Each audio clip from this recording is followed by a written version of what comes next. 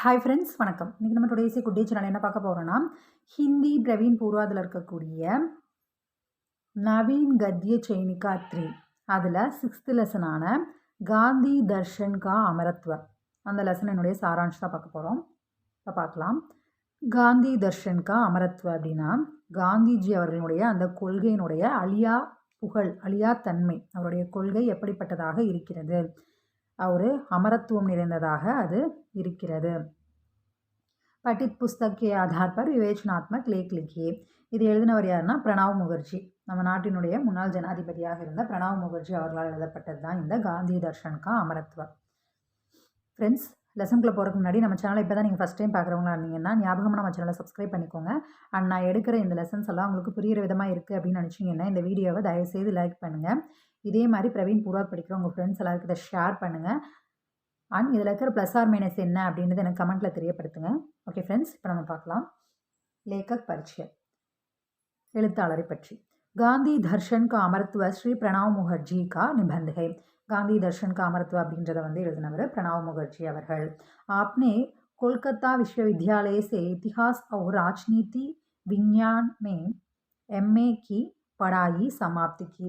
அவர் கொல்கத்தாவில் இருக்கக்கூடிய விஸ்வவித்யாலயில் வரலாறு மற்றும் அரசியலில் MA பட்டம் பெற்றிருக்கிறார். 1969 में आप राज्यसभा का सदस्य बने. 1969 அவர் ராஜ்யசபாவினுடைய உறுப்பினராக ஆகிறார். சதஸ்ய அப்படின்னா உறுப்பினர். आप பத்ம விபூஷன் से सम्मानित हैं. அவர் பத்ம விபூஷன் விருதை பெற்றிருக்கிறார். आज आप भारत के राष्ट्रपति हैं. அப்போது எழுதின போது அவர் ஜனாதிபதியாக இருக்கிறார் அப்படின்னா இப்போ கிடையாது, அவர் அப்போ. लेख परिचय. गांधी जी ने 100 साल पहले सत्याग्रह नामक हथियार की रचना की. यह हथियार सत्य, अहिंसा और आत्मपीड़न की शक्ति पर आधारित था. காந்திஜி அவர்கள் 100 வருடங்களுக்கு முன்னாடியே, அதாவது சுதந்திரம் அடைவதற்காக அவர் சத்தியாகிரகம் அப்படின்ற ஹத்தியார், அந்த ஆயுதத்தை அவர் கையில் எடுத்தார்.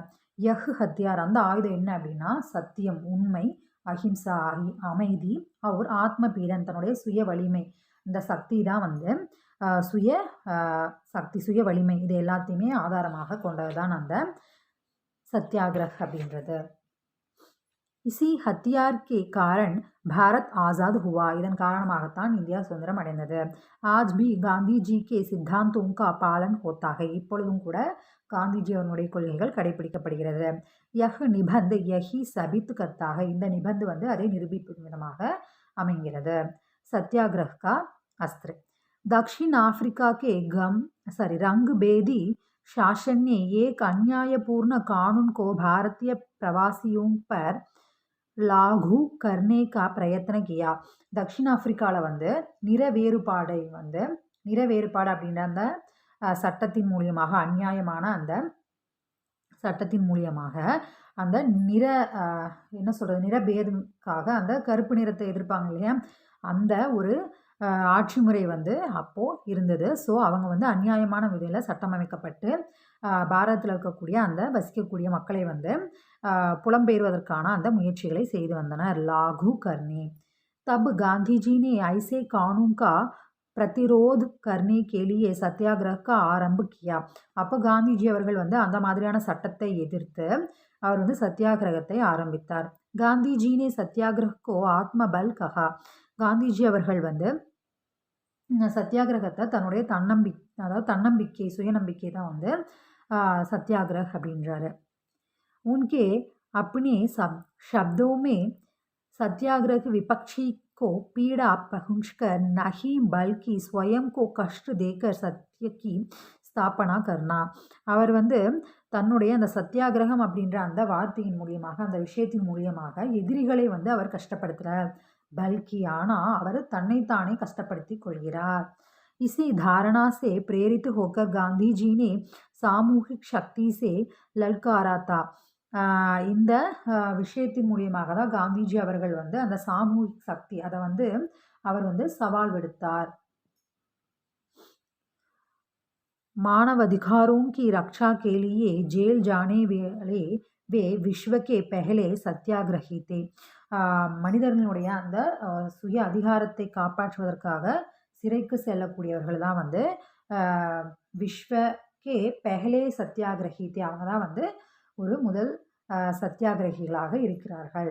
பாரத் மே காந்திஜி, பாரதத்தில் காந்திஜி அவர்கள் 1940 மே வே பாரத் லௌட்டே, 1914 அவர் பாரதம் திரும்புகிறார். ஸ்ரீ गोखले की सलाह पर गांधी जी भारतीय लोगों को समझने और उनसे निकटता स्थापित करने के लिए भारत यात्रा पर निकल पड़े. கோக்லேஜி அவர்களுடைய அட்வைஸின் படி காந்திஜி அவர்கள் வந்து பாரத மக்களினுடைய அந்த நிலைமை, அவர்களுடைய மைண்டில் என்ன இருக்குது, அவங்களை பற்றி தெரிந்து கொள்வதற்காகவும், அவர் உன்சே நிக்கத்தே ஸ்தாபித்து கர்னே கேலியே, அவங்களுக்கு அருகாமையில் இருக்கணும், அவங்கள நெருங்கணும் அப்படின்ற காரணத்துக்காக அவர் வந்து பாரதம் முழுவதும் யாத்திரை மேற்கொண்டார், பயணம் மேற்கொண்டார்.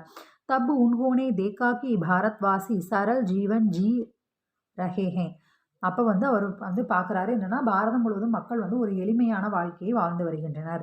உன்ஹோனே பி சரல் ஜீவன் ஷைலி அப்னாயி, அவங்கள போலவே இவரும் வந்து ஒரு எளிமையான வாழ்க்கையை தனதாக்கி கொள்கிறார். அந்த ஸ்டைலை, அந்த வாழ்க்கையை வந்து சரல் ஜீவன் ஷைலி, அந்த எளிமையான வாழ்க்கை, அந்த ஸ்டைலை வந்து இவரும் வந்து தனதாக்கி கொள்கிறார். वे जनता के संघर्ष पीड़ा छोटी छोटी खुशियाँ और दुख सबको समझ सके. அவர் வந்து மக்களினுடைய அந்த போராட்டம், அந்த வாழ்க்கை, அந்த கஷ்டம், பீடா கஷ்டம், சோட்டி குஷி சிறு சிறு சந்தோஷங்கள், அந்த மாதிரியான விஷயங்கள் எல்லாம் புரிந்து கொள்ள முடிந்தது. மகாத்மா गांधी जी दूसरों को सलाह देने से पहले स्वयं पर प्रयोग करने वाले थे. காந்திஜி வந்து தூஸ்ரோங்கோ சலாஹ், மற்றவர்களுக்கு ஒரு ஆலோசனை வழங்குவதற்கு முன்னால் தான் வந்து அந்த ஆலோசனைப்படி செயல்படக்கூடியவர். இன் மகா குணோனே உன்கோ சச்சே அர்த்தமே மகாத்மா பனா தியா. இந்த ஒரு மகோன்னதமான குணத்தின் காரணமாகத்தான் வந்து அவருக்கு மகாத்மா அப்படின்றவராக, மகாத்மாவாக ஆனார். ஜனதா உன்பர் விஸ்வாஸ் ரக்தி தி. மக்கள் வந்து அவர் மேலே நம்பிக்கை கொண்டிருந்தனர். யஹி விஸ்வாஸ் காந்திஜி கி படி சக்தி தி. அந்த ஒரு நம்பிக்கை காந்திஜி அவர்களுக்கு மிகப்பெரிய சக்தியை வழங்கியது. உன்ஹோனே லோகோं के மஸ்திக் और ஹிருதய दोनों को छुआ. அவர் வந்து மக்களினுடைய மூளை மற்றும் இதயத்தையும் தொடுபவராக இருந்தார், தொட முடிந்தது. 8 अगस्त 1942 को भारत छोड़ो की घोषणा की. 8 ஆகஸ்ட் 1942 வந்து பாரத்தை விட்டு வெளியேறு, வெள்ளையனே வெளியேறு அப்படின்னு முழங்கினாங்க. இன் தோ ஷப்தோं से पूरा देश ஆந்தோலித் ஹோ உட்டா. இந்த 2 வார்த்தைகளின் மூலியமாக நாடு முழுவதுமே வந்து ஒரு போராட்டத்தில் இறங்கியது. பாரத் கி சம்விதான், பாரதத்தினுடைய அந்த அரசியலமைப்பு. காந்திஜி கே விசார் பதல்தே ரஹே. காந்திஜியினுடைய அந்த எண்ணம் மாறுபட்டதாக இருந்தது, மாறிக்கொண்டே இருப்பதாக இருந்தது. மகர் தீன் விஷய ஹமேஷா ஸ்திர் ரஹே. ஆனால் 3 விஷயங்கள் வந்து எப்பவுமே ஒரே மாதிரியான அந்த கொள்கையை வந்து சரியாக கொண்டிருந்தார். சத்திய, அஹிம்சா और ஆத்ம பலிதான். அதாவது சத்தியம், உண்மை, அஹிம்சை அமைதி மற்றும் வந்து ஆத்ம பலிதான் தியாகம், இதெல்லாம் இந்த 3 விஷயங்களையும் சேம் அதே கொள்கையை கொண்டிருந்தார். ஆசாதி கே பாத் ஹம்னே அப்னே சன்விதான் கா நிர்மாண் கியா. நாடு சுதந்திரம் அடைந்த பிறகு நம்மளுடைய அரசியலமைப்பு சட்டம் வந்து நிர்மாணிக்கப்பட்டது, உருவாக்கப்பட்டது. உஸ்மே பத்தாயே கயே மௌலிக் அதிகார், அச்சூத் பிரதா கி समाप्ति, वंचित लोगों के लिए अधिकार, सभी संकल्पनाएं गांधीवादी विचारों से प्रेरित थी. அதில் வந்து முக்கியமான விஷயங்கள் எல்லாம் என்ன அப்படின்னா, மௌலிக் அதிகார் ஒரு அடிப்படை உரிமை, மனிதர்களுக்கான அந்த அடிப்படை உரிமை. அச்சூத் பிரதா தீண்டாமை ஒழிப்பு. அச்சூத் பிரதா கி சமாப்தி அந்த தீண்டாமை ஒழிப்பு, அதற்கான விஷயங்கள். வஞ்சித் லோகோं के लिए அதிகார் தாழ்த்தப்பட்ட மக்களுக்கான அந்த உரிமை. இந்த எல்லாமே வந்து இந்த கொள்கைகள், இது எல்லாமே வந்து காந்திஜி அவர்களுடைய கொள்கைகளால் அதிலிருந்து வந்தது தான் இந்த விஷயங்கள் எல்லாம். நேருஜி கா பஞ்சசீல தத்துவ, நேருஜி அவர்களுடைய அந்த பஞ்சசீல கொள்கை. நேருஜி ने विदेशी नीति के रूप में पंचशील तत्वों को अपनाया. நேருஜி வந்து பஞ்சசீல கொள்கை, அந்த அதனுடைய அந்த கூறுகளை வந்து வெளியுறவு கொள்கையாக அதை வடிவமைத்தார், அதை வந்து ஏற்றுக்கொண்டார். வே தத்துவகை ஏக் தூசரே கி க்ஷேத்ரிய அகண்டதா கே பிரதி ஆதர். அதாவது ஒவ்வொரு பிராந்தியத்திற்கும் உட்பட்ட அந்த ஒருமைப்பாடு, மரியாதை அதெல்லாம் வழங்குதல். அனாக்கிரமன் ஆக்கிரமிப்பு அல்லாதது. एक दूसरे के आंतरिक मामलों में दखल ने देना. ஒரு வேற ஒரு நாட்டினுடைய அந்த உள் விவகாரங்கள்ல அந்தரிக் மாமுலம் உள் விவகாரங்கள்ல தக்கல்ன தேனா தலையிடாமல் இருப்பது. சமானத்தா சாந்தி பூர்ணா சக அஸ்தித்வ ஒரு அமைதியை விரும்பக்கூடியதாக அமைதியான சூழ்நிலையில் இருக்கக்கூடியதாக இது எல்லாமே வந்து ஒரு முக்கியமான கூறுகளாக அந்த பஞ்சசீல கொள்கையில் இருக்கிறது. யஹ் காந்திஜி கே விசாரோं கா ஹி பரிவர்த்தித் ரூப் ஹை. இதெல்லாமே வந்து காந்திஜி அவர்களுடைய அந்த கொள்கைகளினுடைய அந்த மாற்றியமைக்கப்பட்ட ஒரு உருமாற்றம் அடைந்த ஒரு வடிவம் தான் இந்த விஷயங்கள் எல்லாம். ஆஜ் சாரே தேஷோன்னே இன் தத்துவம் கோ அப்னாயா ஹை. இப்போ வந்து எல்லா நாடுகளுமே வந்து இந்த தத்துவங்களை ஏற்றுக்கொண்டு இருக்கிறது. ஆஜ் பி காந்திஜி பிராசங்கிக். இப்பொழுதும் கூட காந்திஜி அவர்கள் வந்து எப்படி ஒரு பொருத்தமானவராக சூட்டபிளாக இருக்கார். இப்போ இருக்கிற ஒரு சுச்சுவேஷன் கூட அவருடைய அந்த கொள்கைகள் எப்படி சூட்டபிளாக இருக்குது. பாரத் நிஷாஸ்திரீகரன் கேலியே காம் கர்த்தாகை. பாரதம் வந்து ஆயுத குறைப்புக்கான அந்த வேலையை செய்து வருகிறது. ஹமாரே பாஸ் பரமணு சாஸ்திரகை. நம்மக்கிட்ட வந்து அணுகுண்டுகள் அந்த மாதிரி அணு ஆயுதங்கள் அதெல்லாம் இருக்கிறது. हम किसी भी देश पर इसका पहले प्रयोग नहीं करेंगे यह हमारी धारणा है. இது வந்து எப்பவுமே வந்து நம்ம வேற ஒரு நாட்டு மேலே உபயோகிக்க மாட்டோம். ஸோ இது வந்து நம்மளுடைய நம்பிக்கையாக இருக்கிறது. காந்திஜி 20वीं सदी में प्रासंगिक थे और 21वीं सदी में भी प्रासंगिक है. காந்திஜி அவர்கள் 20ஆம் நூற்றாண்டுக்கும் பொருத்தமானவராக இருந்தார்.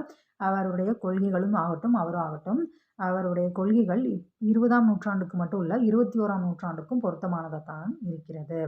விசேஷதா காந்திஜி கே சித்தாந்த அமரத்துவ பா சுக்கேகே. காந்திஜி அவர்களுடைய அந்த கொள்கைகள் வந்து அழியாத்தன்மையுடன் இருக்கிறது, அழியா புகழ் பெற்றுள்ளது.